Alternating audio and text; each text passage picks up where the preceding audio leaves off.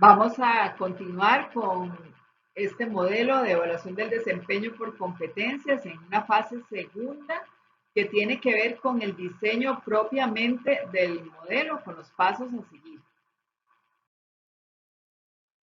En la fase 1 de este curso hablábamos de la definición del puesto de trabajo. Esto es básico para poder contar con los insumos requeridos para poder llegar a ser un modelo de evaluación del desempeño por competencias realmente con un buen pronóstico de éxito. Cuando yo tengo los perfiles de la organización, los perfiles de trabajo, los cargos definidos con claridad, actualizados y oficializados, o sea, avalados por las autoridades competentes, yo tengo ya ahí el primer paso adelantado. Yo tengo ya un criterio objetivo para poder empezar a trabajar y eso realmente es lo que yo necesito. O sea, muchas veces me dicen a mí, es que yo quiero hacer un modelo. Entonces empezamos por ver, bueno, ¿tiene estructura organizacional? Ah, no, vieras que no, es muy viejita, ya hace 5 años nadie la revisa. Bueno, ya ha cambiado mucho. Entonces dice uno, bueno, de ahí, entonces, ¿cómo es posible que quieran hacer un modelo si no tienen una estructura? Y bueno, tal vez sí tengan una estructura, pero cuando uno llega a revisar los perfiles, no, o no hay perfiles, o no están actualizados, o incluso, porque nos ha tocado esto, no están correctamente diseñados. Y esto es, bueno, un curso que en algún momento vamos a tener que hacer también relacionado con la elaboración de manuales de puestos y de cargos, elaboración de perfiles de puestos, porque es todo un tema, no es algo que yo me siento ahí a escribir cualquier línea y lo pongo ahí un papelito y se acabó, no, lleva todo un camino técnico para poder llegar a la elaboración de un instrumento que realmente me contribuya a mi labor desde el área de talento humano. Entonces, si ya yo tengo los perfiles, ya por ahí empecé muy bien. Luego, tengo que tener clarísima la etapa de evaluación a partir del desempeño de las tareas con fundamento en ese perfil de puesto. Esto es importantísimo, porque entonces muchas veces dicen, bueno, ¿por qué me está evaluando eso si eso no está en mi puesto de trabajo? Y qué problema, porque a veces es cierto, a veces evaluamos a las personas con base en aspectos que no están claramente definidos y que no forman parte de las responsabilidades técnicamente definidas para ese puesto de trabajo. ¿Qué problema?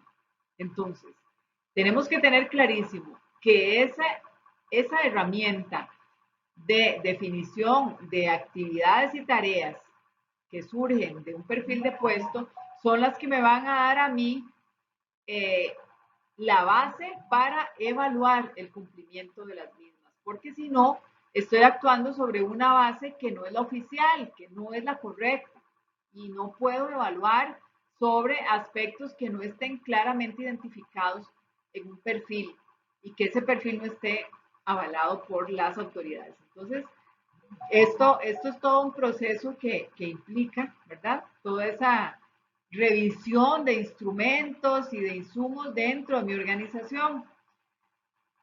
Esto me conlleva a una realimentación, en teoría, con el trabajador.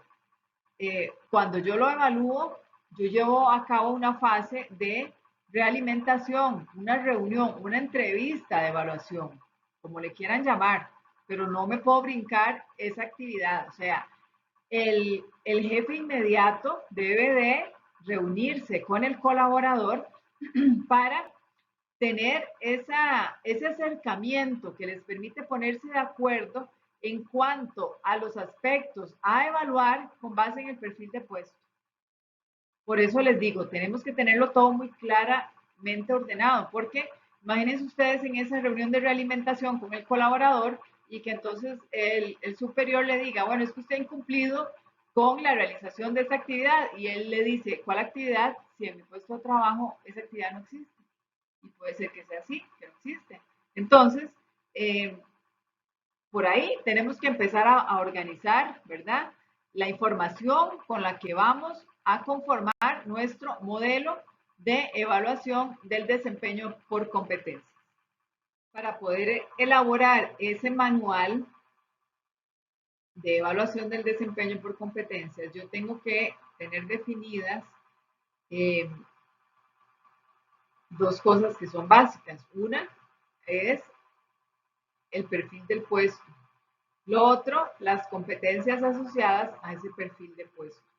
Entonces, tengo que iniciar ese proceso, si es que no tengo las competencias definidas, debo de iniciar ese proceso de levantamiento de competencias.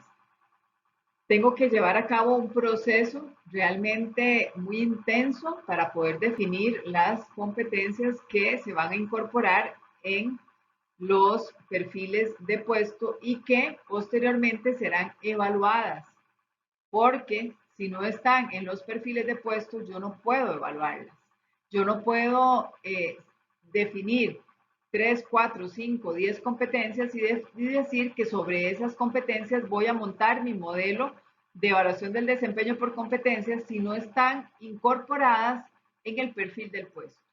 Entonces, tengo que asegurarme de que esa definición de puestos de trabajo tengan asociadas competencias y que esas competencias a su vez tengan comportamientos asociados, o sea, que yo pueda determinar con base en grados el nivel competencial de cada persona en base a cada una de las competencias. Yo no puedo hacerlo, entonces tengo que tener esto muy claro. Ahora bien, si ya lo tengo, perfecto, porque ya yo puedo empezar a llevar a cabo un modelo de evaluación del desempeño por competencias. Si ya tengo los perfiles, si tengo incorporadas las competencias a los perfiles de trabajo y si tengo los comportamientos asociados a cada una de esas competencias que están implícitas en los perfiles de puesto.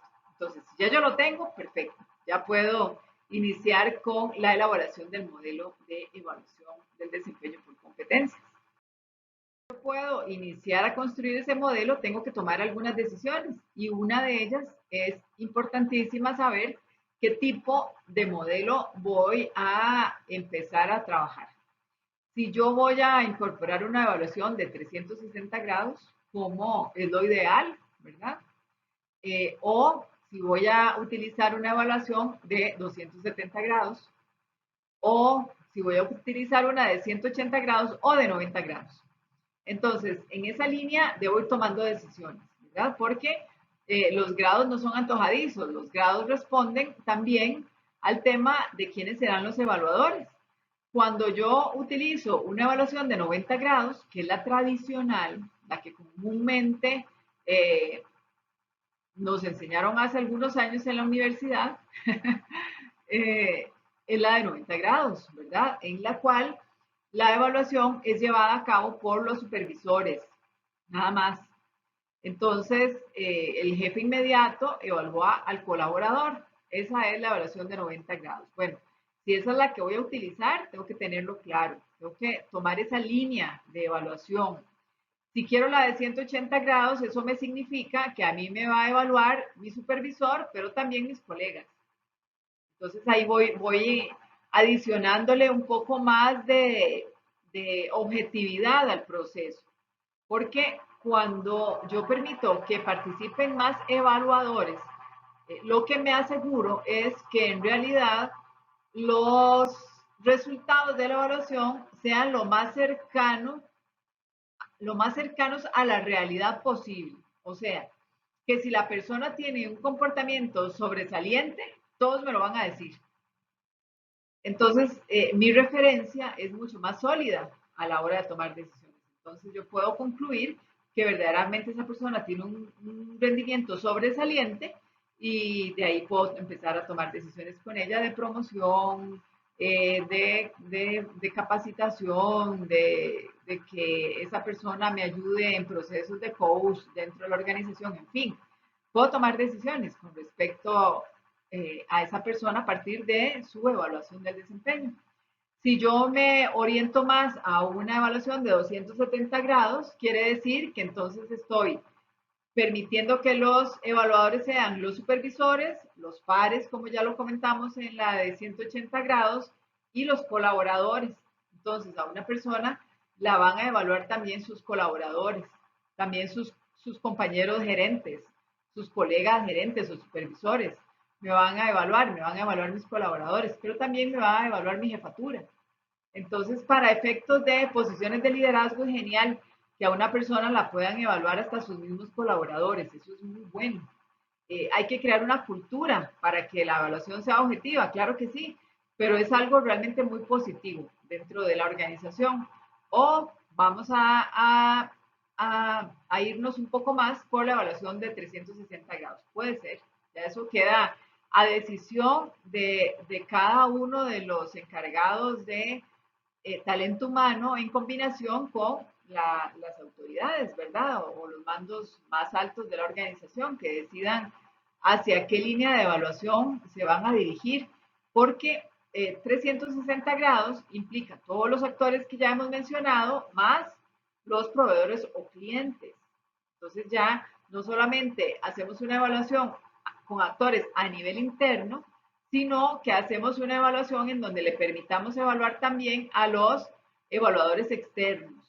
Y esto realmente es muy bueno, es muy positivo, nos acerca mucho a ese esquema evaluativo de más amplio, con mucho mayor criterio, porque no estamos hablando solo de personas que conviven conmigo en la organización, sino personas a las cuales yo trato laboralmente, eh, atendiendo mis actividades, mis responsabilidades dentro de la organización, como son los proveedores o como son los mismos clientes. Entonces, es importantísimo tener esa visión externa también de los actores involucrados con la gestión de un colaborador.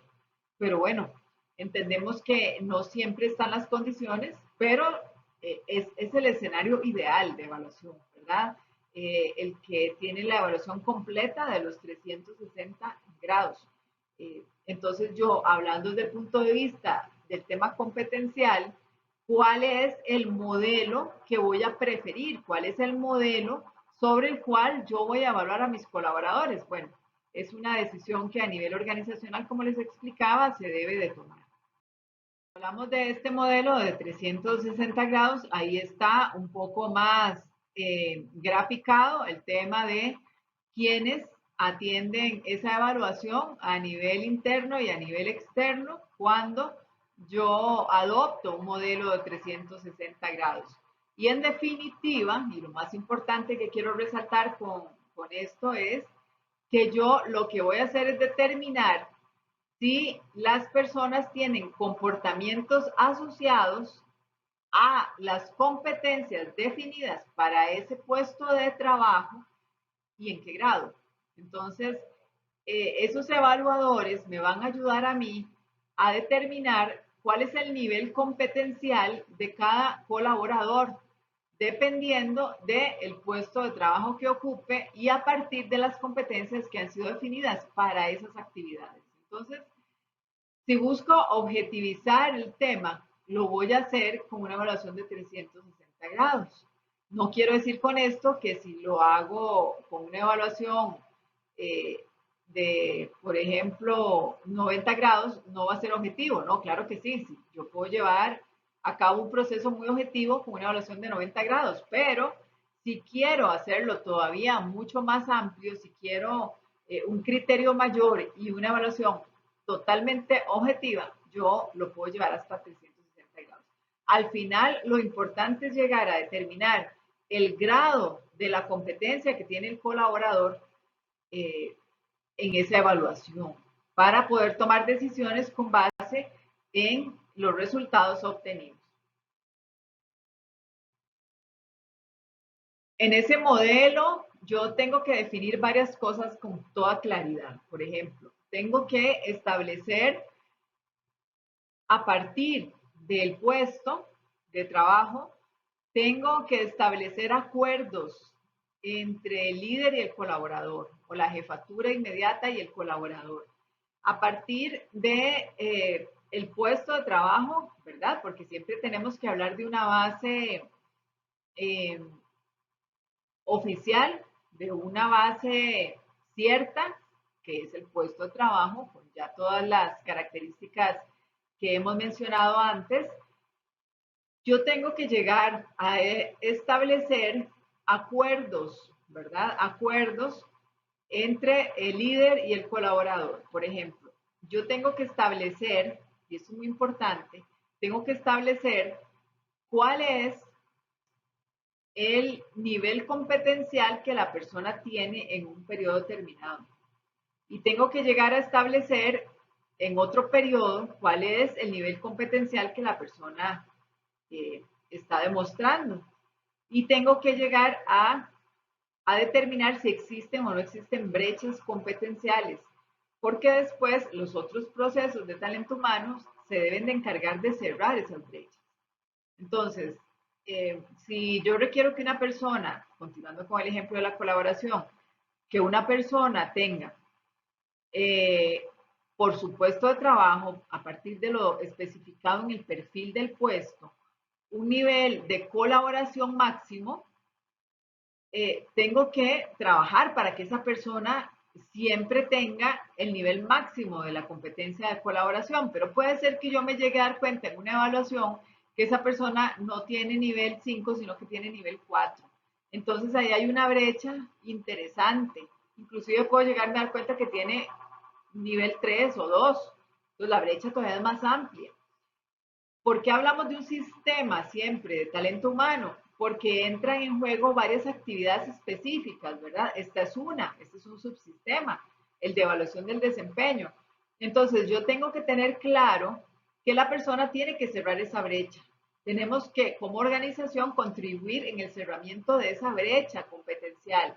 Y el otro subsistema, que es capacitación y desarrollo, o como la quieran denominar, tiene que encargarse de llevar a cabo ese cierre de brecha para que, o tal vez no cierre, ¿verdad? Puede ser un acortamiento de esa brecha, para que en la próxima evaluación se evidencie que los esfuerzos realizados permitieron avanzar un poquito más en el grado de la competencia. Entonces, podemos haber determinado que en el periodo de evaluación la persona tenía la competencia de colaboración en un nivel 3, pero en la siguiente evaluación podemos determinar que ya la tiene en un nivel 4. Entonces, nuestro proceso de cierre de brecha va siendo exitoso. La persona se va acercando cada vez más hacia el nivel máximo de la competencia de colaboración, que es donde la requerimos, en el nivel máximo. Recuerden que no para todos los puestos requerimos el máximo nivel de una competencia.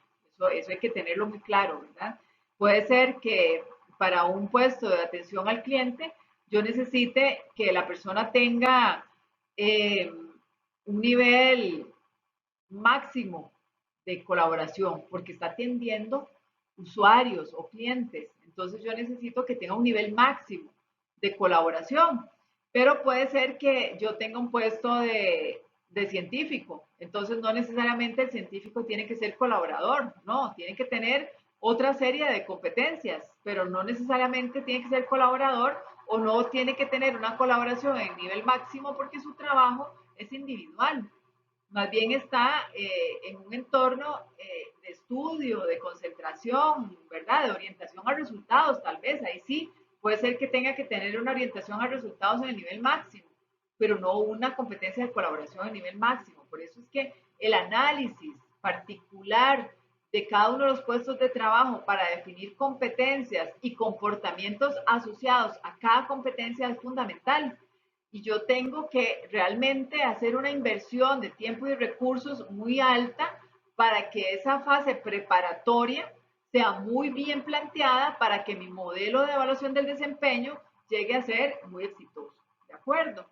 Entonces, cuando ya yo tengo ese acuerdo entre líder, colaborador, de cómo me van a evaluar a mí, yo tengo ya que evaluar. Entonces, cuando yo evalúo, ¿qué necesito? ¿Qué necesito para evaluar? Bueno, necesito una herramienta. Eso hay que hacerlo. Necesito definir las herramientas a utilizar para llevar a cabo la evaluación del desempeño.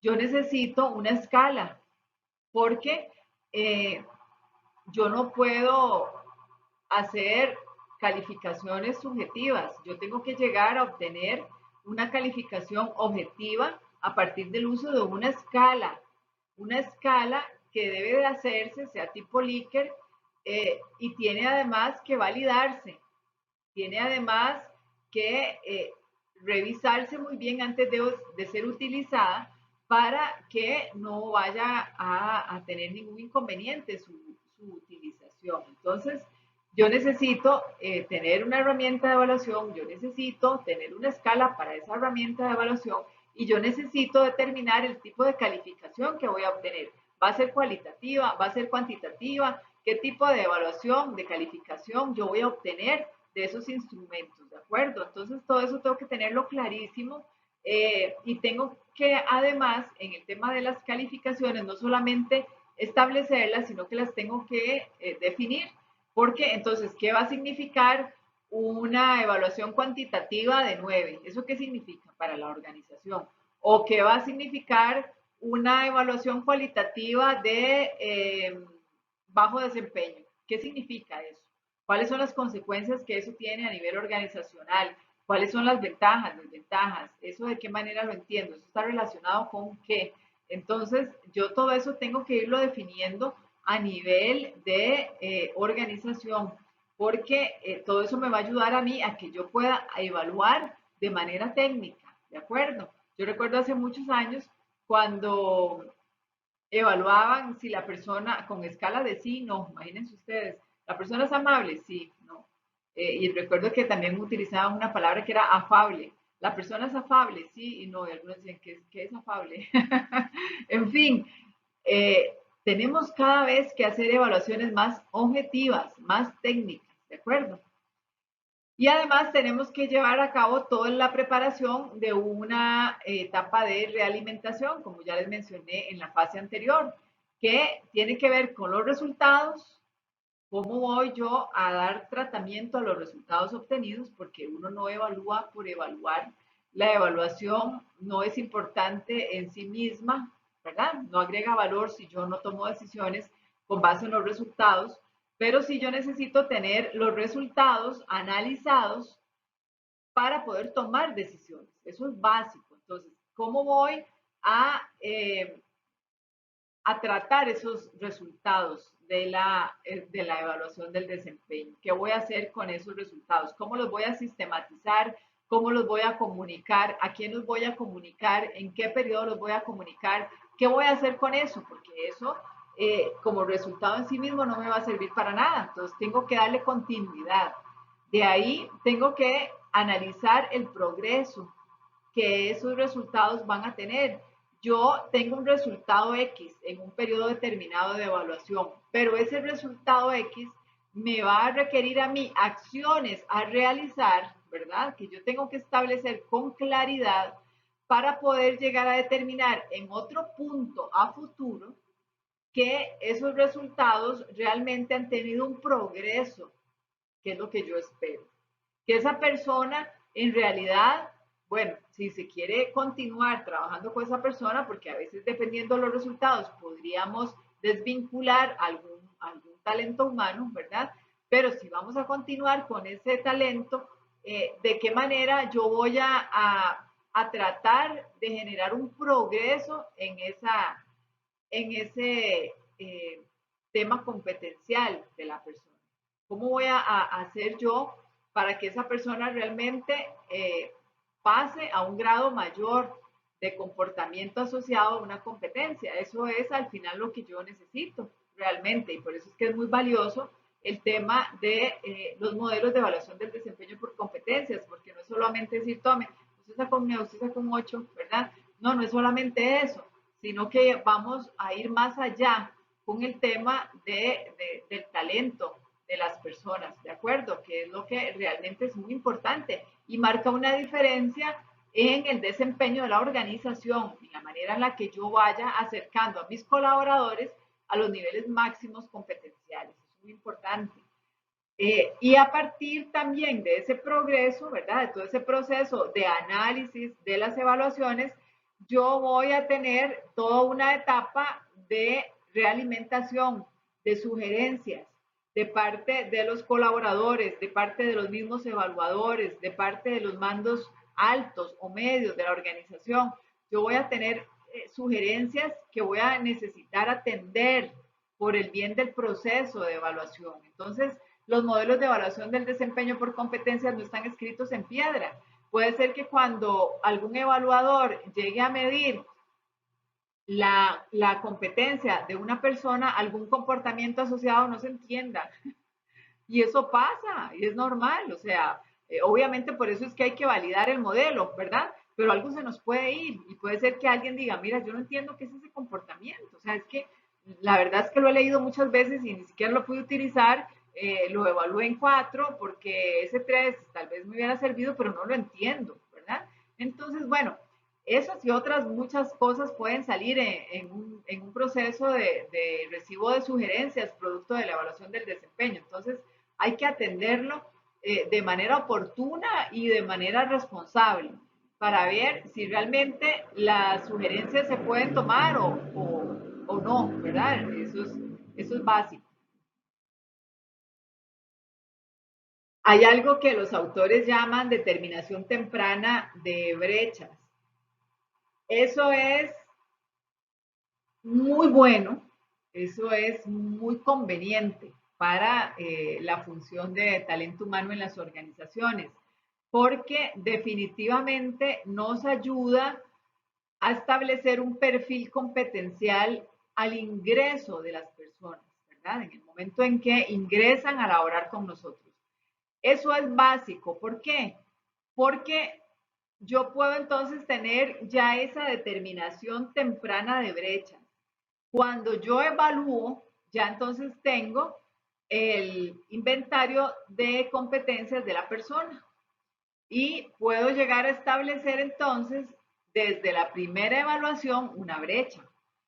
Si yo no tengo esa detección temprana, yo no puedo establecer una brecha con la primera evaluación porque no tengo una base de comparación con respecto a esa evaluación primera. ¿De acuerdo? Entonces es importante cuando las personas van a ingresar, establecer y bueno, si se lleva a cabo un proceso en general de gestión por competencias, de gestión de talento humano por competencias, yo tengo que seleccionar y reclutar por competencias. Entonces, debo de establecer ese perfil desde el inicio.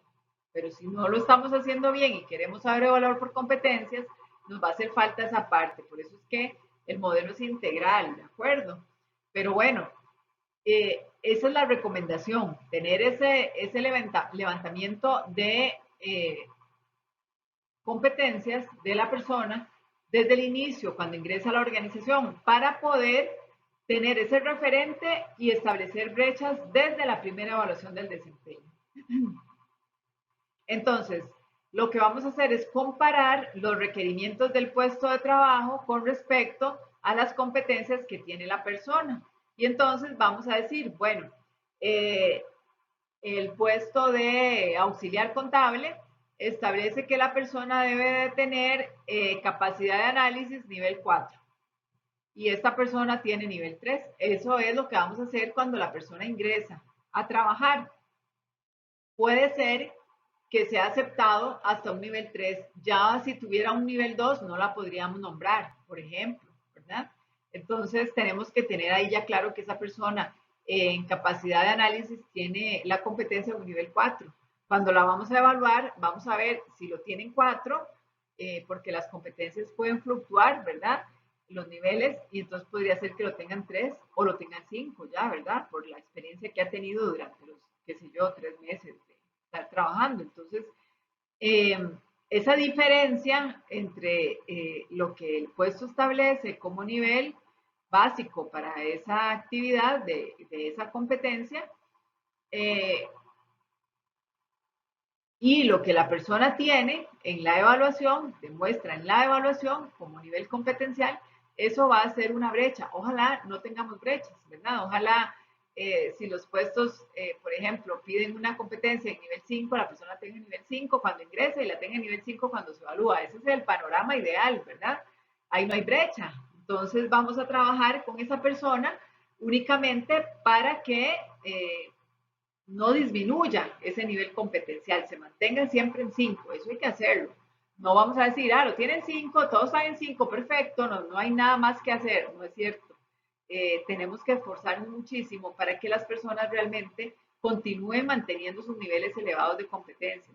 Y eso es importantísimo. Pero bueno, entonces vamos a determinar esas brechas siempre y darles el tratamiento adecuado. Cuando vamos a establecer competencias, lo hacemos de dos maneras. Establecemos o definimos competencias cardinales o generales. Y estas competencias cardinales están orientadas a todos los integrantes de la organización. Entonces estamos hablando de competencias que cualquier trabajador de la organización debe de tener y evidenciar. Ahí entra en juego pues una decisión consensuada, que siempre es importante tomar en cuenta a los diferentes integrantes de mandos altos y medios de la organización para llegar a establecer estas competencias con base en la estrategia de la organización. Entonces, es necesario contar con estas competencias que pueden ser poquitas, pueden ser 3, 4 competencias que todo el personal debe de tener y evidenciar. Y si esto resulta así, si todo se hace en esa línea, ¿verdad? Por ejemplo, la divulgación, la formación de una cultura organizacional, la evaluación, la parte de capacitación y desarrollo, todo lleva un norte orientado a esas 2, 3 o 4 competencias generales o cardinales. Yo voy a tener un beneficio muy elevado, ¿verdad? Y es que todos en la organización van a evidenciar esos comportamientos tan convenientes para mi negocio, para mi campo de trabajo a nivel organizacional, sea una empresa, sea una institución, pero los trabajadores todos van a ir orientados hacia eso. Eso marca la pauta y viene a ordenarnos mucho como organización. ¿Por qué? Porque yo, por ejemplo, tengo un perfil, perdón, un presupuesto de capacitación. Entonces, ¿cómo lo voy a invertir? Bueno, voy a tener claras las competencias generales y voy a dar charlas, talleres, ¿verdad? De esos temas, de esas competencias generales que todos tienen que desarrollar a nivel máximo y todos tienen que evidenciar en sus comportamientos laborales que las tienen esas competencias, ¿de acuerdo? Eso viene a ordenarnos mucho desde el punto de vista de gestión de talento humano, ¿verdad? Que ya no es una cuestión de que necesito una charla de X tema y eso no sabemos ni a qué responde, no agrega valor, ¿verdad? No es un esfuerzo que sea sistematizado de previo, no. Cuando hablamos de competencias cardinales, yo tengo la claridad de que eso necesito prioritariamente desarrollarlo en todos los colaboradores y voy a esforzarme en esa línea, no solamente desde el punto de vista de la dirección, área, unidad de talento humano, ¿no? Sino desde todas las demás gerencias, ¿verdad? Porque todos tienen que manejar un mismo lenguaje y establecer este tema como una prioridad. Entonces, siempre voy a tener muy claro de que en realidad yo necesito desarrollar esas competencias cardinales. Lo otro, competencias específicas. Estas competencias están orientadas a un colectivo de la organización. Por ejemplo, un área o un nivel. Se denominan también competencias funcionales. Tienen que ver entonces, vean con toda claridad, tienen que ver con las funciones que realiza la persona. Por eso les decía, puede ser que la secretaria de la gerencia general y de gerencia financiera tengan el mismo perfil, pero puede ser que la secretaria de la unidad médica tenga otro perfil e inclusive tengan perfiles competenciales distintos, ¿verdad? Las gerencias y la unidad médica. Entonces, a eso se refiere las competencias específicas. ¿Cuáles competencias voy a definir yo por familias, ¿verdad? De puestos de trabajo, por colectivos. ¿Cómo voy a agrupar yo los perfiles de puesto, los puestos de trabajo para la definición de competencias, porque no todos los puestos de trabajo tienen las mismas competencias asociadas, porque las responsabilidades, los objetivos del puesto, las tareas son distintas dependiendo del lugar en el cual se estén desempeñando. Entonces tengo que tener eso muy claro para poder establecer las competencias específicas.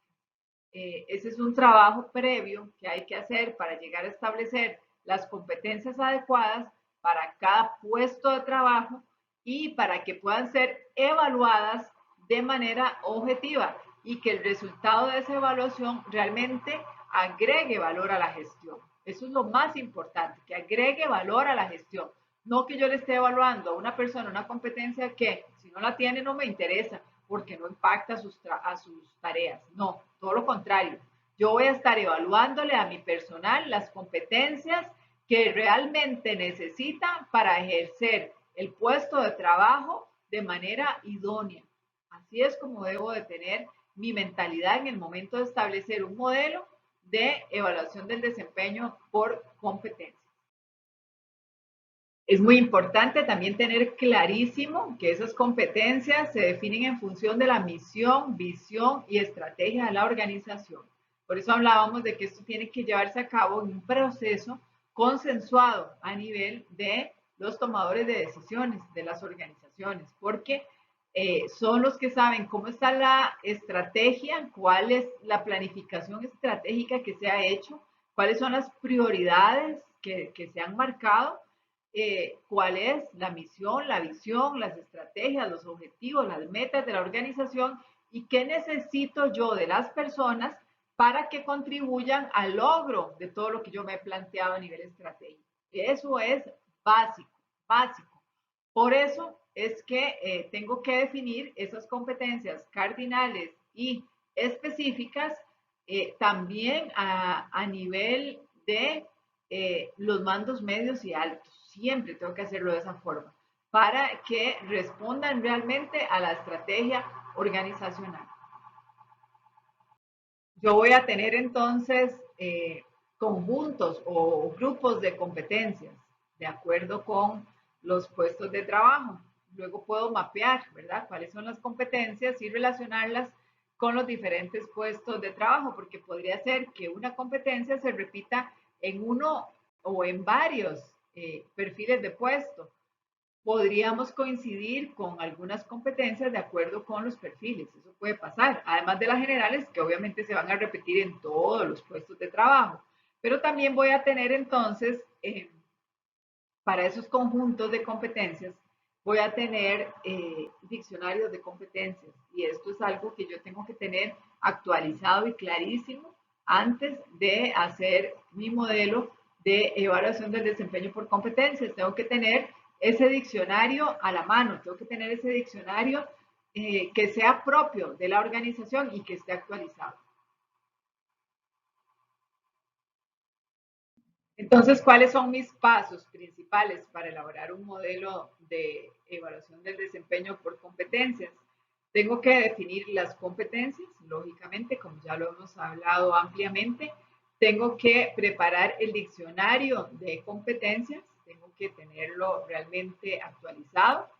Tengo que asignar competencias a los puestos, tengo que tener primero clarísimo los puestos de trabajo y luego las competencias asociadas a cada uno de los puestos de trabajo. Tengo que diseñar una escala de calificación, un instrumento de evaluación también, lógicamente, y tengo que tener claramente identificado un inventario que es el que me establece a mí las brechas que tienen los trabajadores con respecto al tema competencial. Esto lo podemos ver de una manera resumida como los pasos para elaborar ese manual. Vamos a ver en la siguiente lámina una definición un poco más amplia.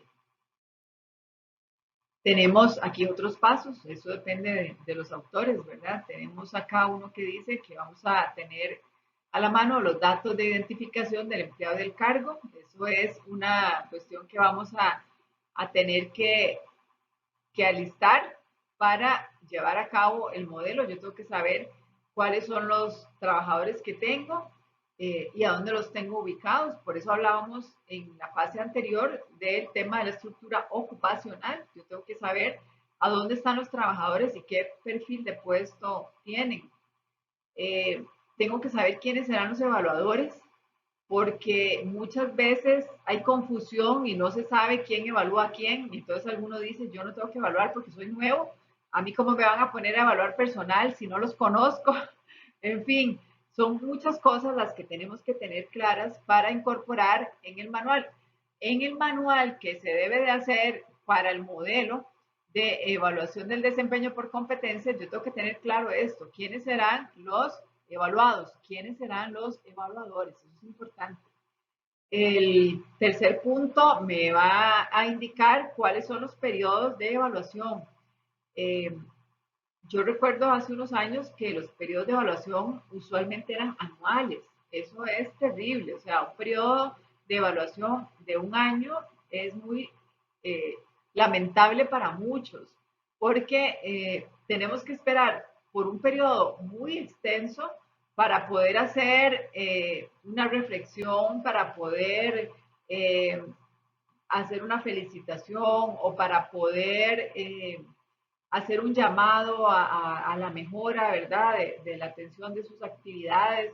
En fin, es mucho tiempo y será mucho tiempo también para que una persona se dé cuenta de que no está haciendo las cosas bien. Por ejemplo, de ya ha pasado un año o han pasado 10 meses desde que está haciendo las cosas mal y 10 meses después se da cuenta. Si hacemos una evaluación eh, más periódica, entonces si la persona comete un error en 3 meses, en 2 meses o algún mes se dará cuenta porque la evaluación será trimestral, entonces rápidamente puede ir rectificando, ¿verdad? Pero si los periodos son extensos, entonces dan un poco más de complicación a nivel de gestión de mejora del desempeño. Tengo que definir indicadores o parámetros a evaluar, competencias y dimensiones, así como las responsabilidades que implican. Yo tengo que saber quiénes van a definir indicadores, cuáles serán los indicadores.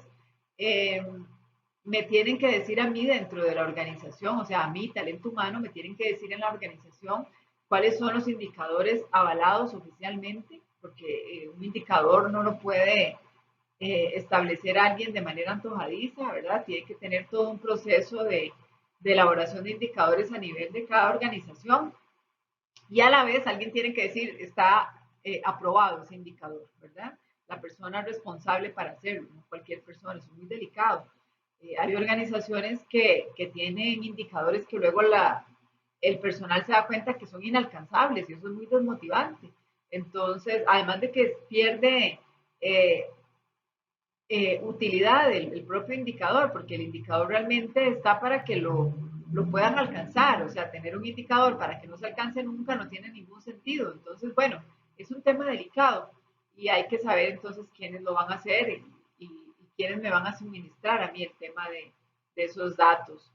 El método a utilizar, ¿verdad? Si vamos a utilizar un modelo de evaluación de incidentes críticos o vamos a utilizar administración por objetivos, vamos a utilizar un método 360 grados o 90 grados, en fin, tenemos que definir el método a utilizar. Tenemos que saber qué tipo de evaluación vamos a utilizar, ¿verdad? ¿Qué rangos vamos a tener dentro de nuestro modelo para que la persona sea idónea y competente y cuáles rangos van a decirnos que la persona no cumple con las expectativas, ¿verdad? Del supervisor o de la organización. Tenemos que definir las fortalezas de la evaluación, las áreas a mejorar, la formación continua, si vamos a tener una organización de aprendizaje permanente. En fin, todos esos datos asociados a la evaluación tenemos que tenerlos antes de llegar a elaborar ese modelo de evaluación del desempeño por competencia.